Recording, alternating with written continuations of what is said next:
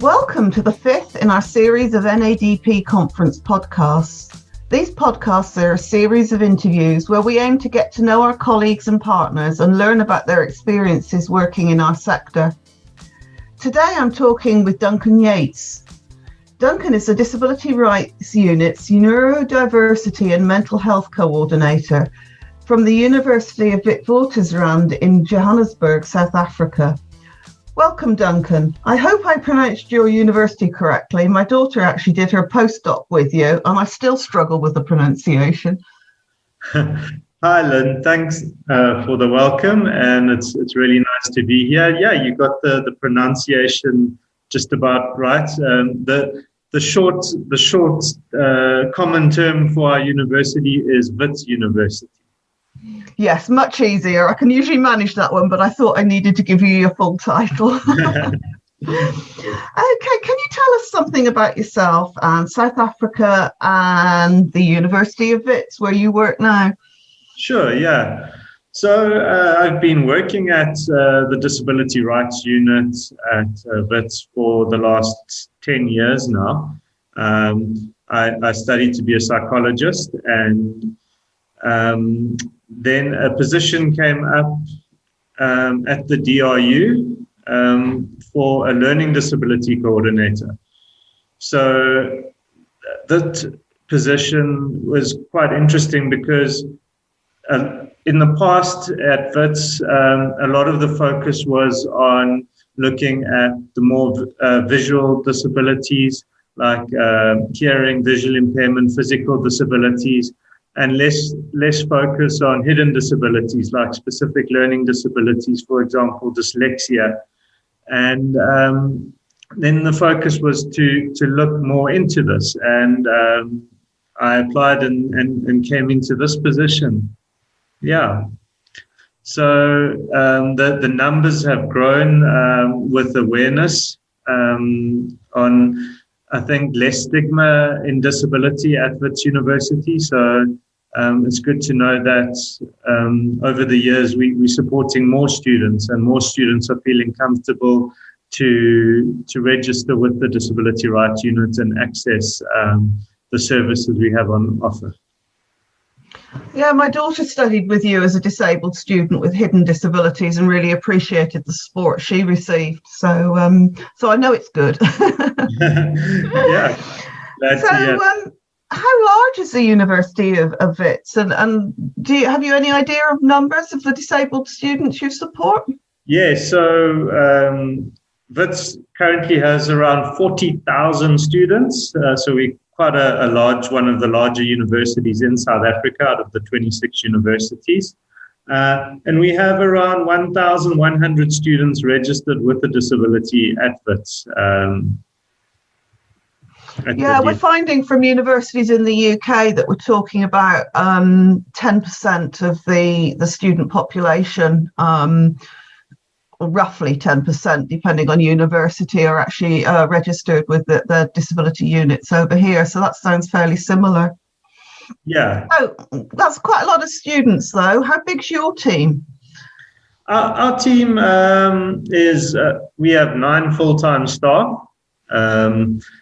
So we have the head of the unit. We have a receptionist who also works a lot with our social media awareness, job opportunities, that kind of thing. And obviously with being online over the past year, we've needed to use social media a bit more. So that's been important.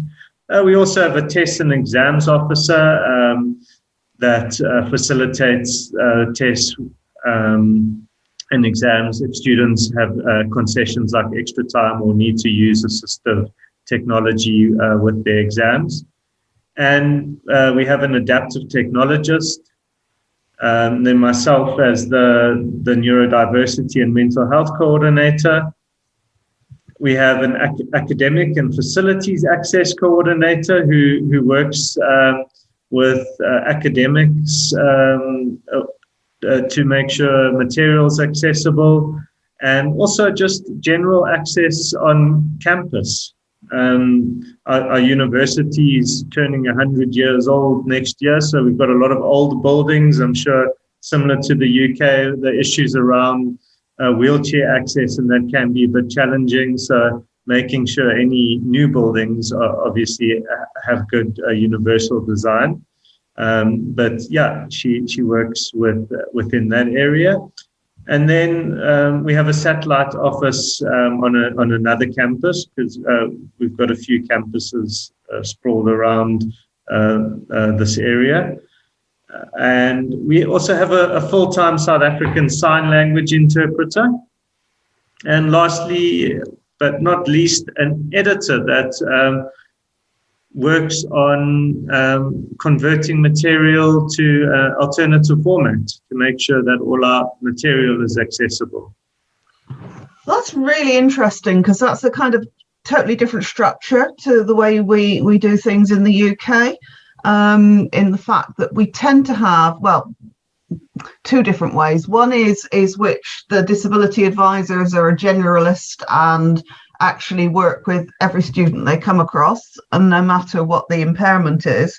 Or we have teams where there are a couple of generalists, but there's also a mental health specialist, and neurodiversity specialist, and autism specialist. But then they work with that student in all areas. So they'd be working, for instance, someone who's working with someone who's a wheelchair user would be working on campus accessibility, working on with them, and working with the academics with them. So it's a totally different way of doing it, and I can see advantages. Yes, and obviously I think that we all are generalists in our areas as well as specialists. So we work together as a team, and where needed, we tap into the different resources of the different staff to assist the students. Yeah, that's really interesting. So have you always lived and worked in South Africa? I have mostly lived and worked in South Africa, born in Johannesburg. After school, I did go over to the UK for a few years. I worked at a hotel on the coast of Dorset, and then I even worked in Oxford for a while. Found myself stacking books at the Bodleian Library at one stage. Fabulous. My co-chair of the conference committees at the University of Oxford. It's such a beautiful university, yeah. Yeah. So whereabouts in Dorset were you? This is, I don't know if you'll tell from my accent, but my home area is West Country. So I was born and brought up in Salisbury in Wiltshire. So I know the Dorset area quite well. Yeah, was in Christchurch. Oh, yes. Yes, I have relatives in Christchurch. The hotel was on the Mudderford Quay, yeah. Oh, lovely. Lovely area too. So beautiful area, yeah. Well, you'll have to come back and visit us again when COVID restrictions have gone. For sure. Right, in the English system, we have students can study higher education at both colleges and universities. Is that the same in South Africa? Do you have that college and university system, and you can do higher education in both? Yes, that's correct. So the South African system includes TVET colleges and universities. So it would be the further education training colleges, and then we have 26 universities. Okay, right. So the colleges, are they just kind of further education, or can they do higher education courses in them? So it would be further education. Okay, right. So yeah, well, it's a kind of recent move for us, really, in the last 10 years, in which colleges kind of pair up with universities and offer higher education courses on their campuses. Okay. So we have a kind of single system in the UK for applying to university called UCAS. How do students apply to university in South Africa?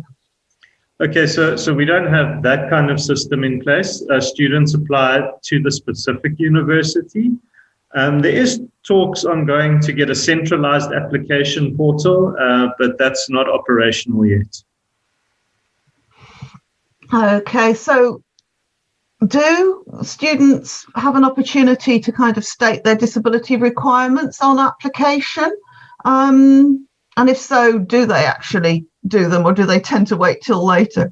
Yeah, there is space to disclose disability on application form, but many times students only disclose once they are accepted, and if they're having challenges. So I'm not sure if that's the same that you experience in the UK. Yes, our legal background is a case of giving students the opportunity to disclose at every opportunity they have. So we'll ask them on the UCAS form, and then they'll get emails from admissions with, if you have any additional requirements, please let us know. And then when they get to the university, in all the induction talks and things, there's always opportunities and posters around the place to try and encourage people to share their needs. And I presume that's the same with you, really.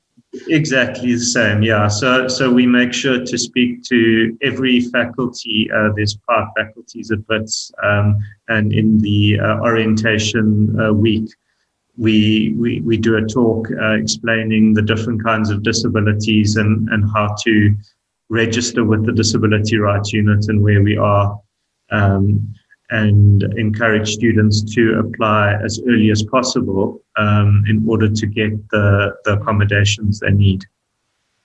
Okay, great.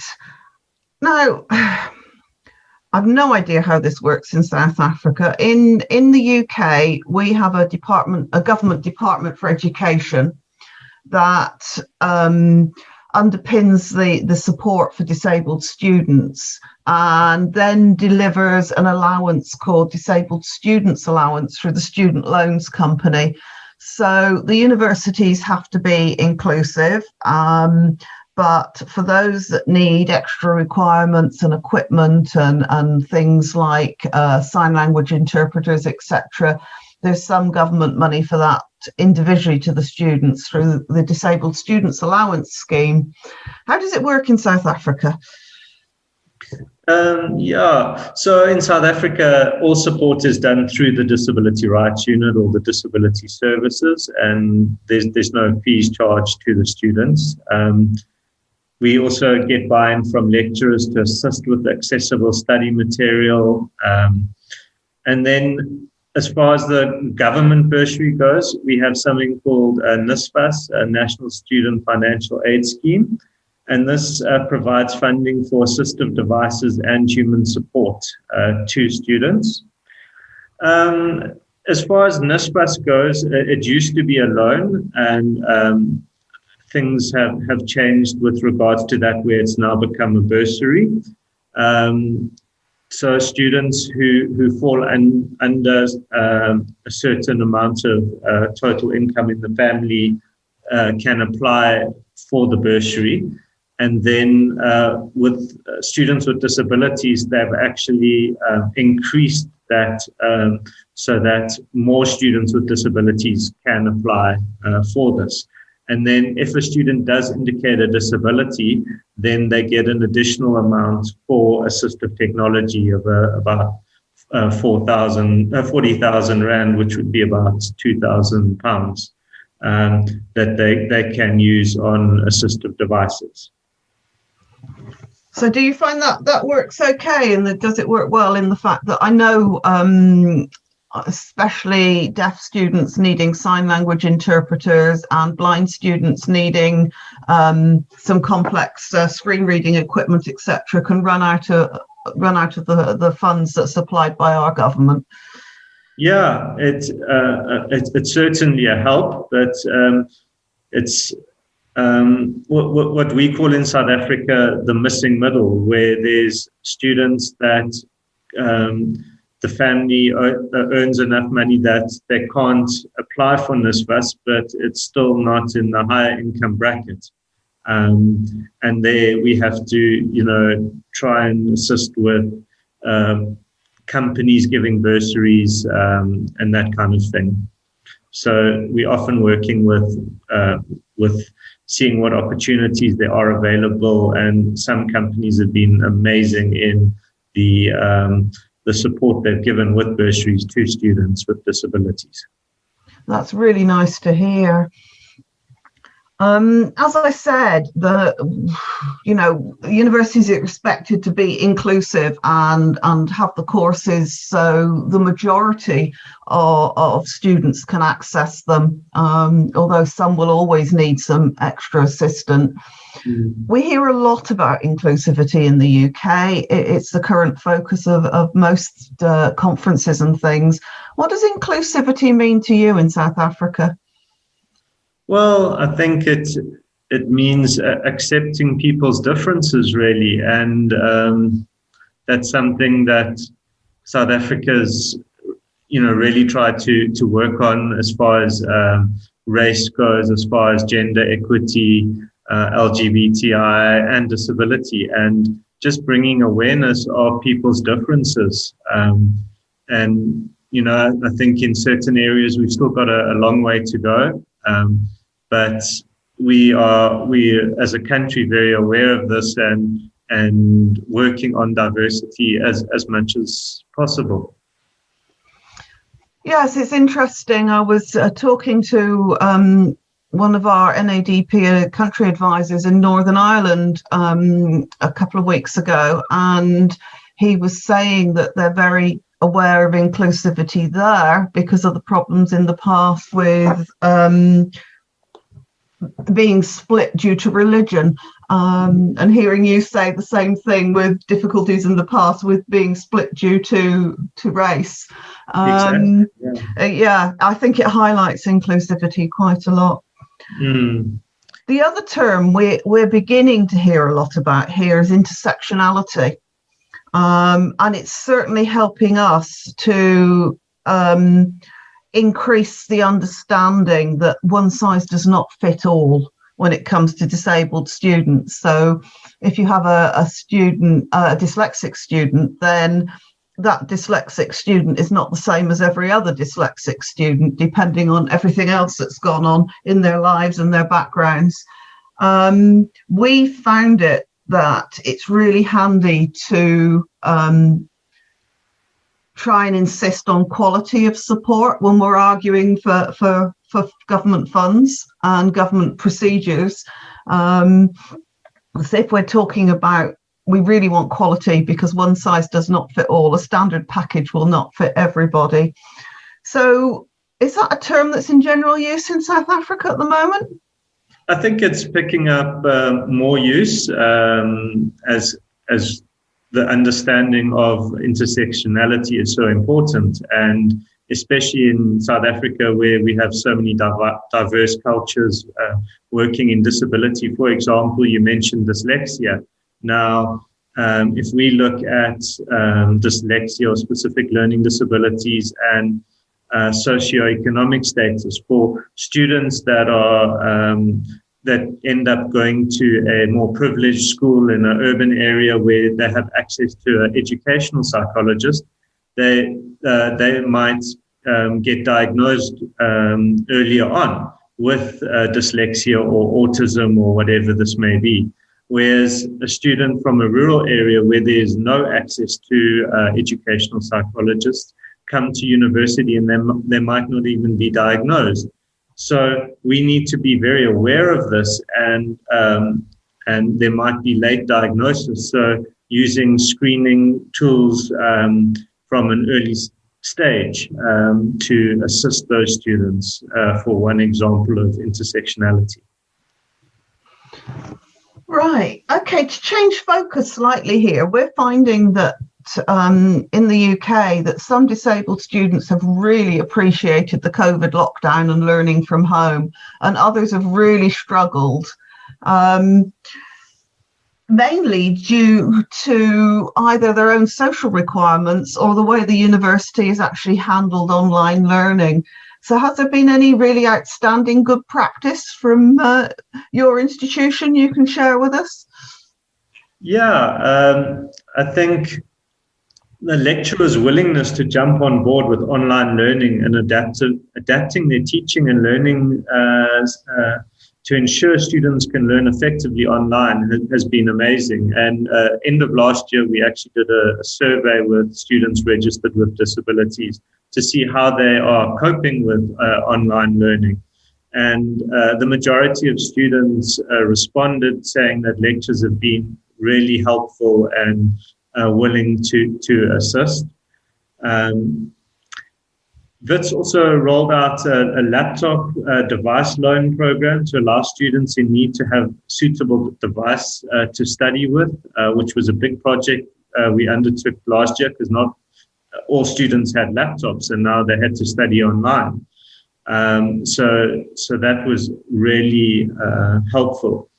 And there was also agreements with mobile networks operators to provide free data to students and zero rating of websites linked to the university teaching and learning, which really helped students benefit that couldn't afford the high data prices we do have in South Africa.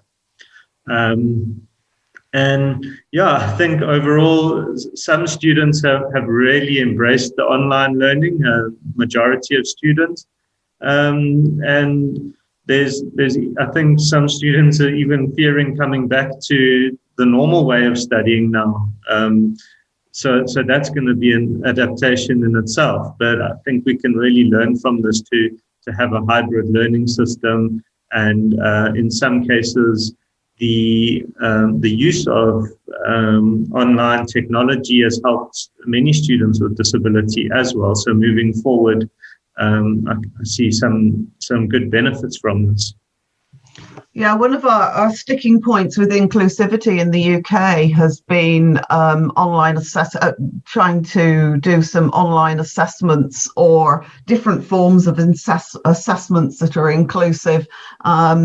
It was quite amazing the way lecturers managed to get online assessments for students at the end of last year when we went into our first lockdown. And we're really hoping we can encourage some of that to stay because the students have really appreciated the more flexibility with those assessments. Yeah, I think that's the key word is the flexibility that it's given students. Yeah.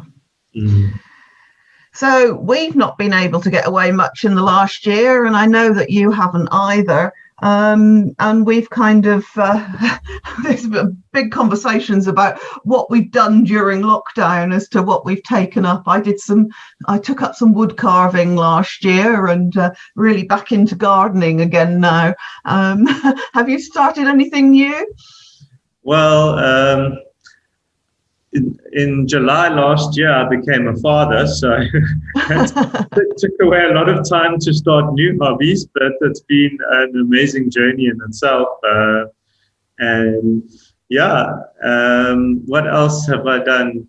I managed to go on a hike in March in the Drakensberg, and it was a multi-day hike staying in caves, which was pretty cool. So just to get out in our beautiful South Africa, we've just got so much to explore and offer here. It's amazing place. Yeah. Yes, I've been to South Africa twice. Absolutely loved it. Loved being out in the countryside. I found a little ornament that I picked up at an ostrich farm the other day, and brought back so many memories of being up in the mountains and enjoying myself there. Yeah. Okay, right. Difficult one for you. Okay, what advice would you give a young disability or inclusivity advisor just starting out? I would say to just be open to working with different faculties and schools and departments, ensuring that students with disabilities are able to access the academic programs, and don't stop learning, to look at improving the toolbox of different ways of thinking about disability. And I remember when I first started off, I didn't know too much about specific learning disabilities, but we started a conference, a national conference focusing on that. And it was an amazing way to just get all the different universities together to start talking about it. And yeah, that's great. One last question for you. I know we have people from South Africa because they're registering for our conference. Do you have any messages for them? Just to keep on doing what you're doing. And over this time, I think we need to remember to connect more. Whereas we used to have meetings face to face, now a lot of that hasn't happened. We've got similar to NADP, the HEDSA, Higher Education Disabilities Association. So to utilize the resources and network, yes. Okay, that's really great. Thank you so much for your time today in introducing us to yourself, your university, and your country. We've really appreciated it. So thank you very much. And thank you for inviting me. It's been great to chat with you.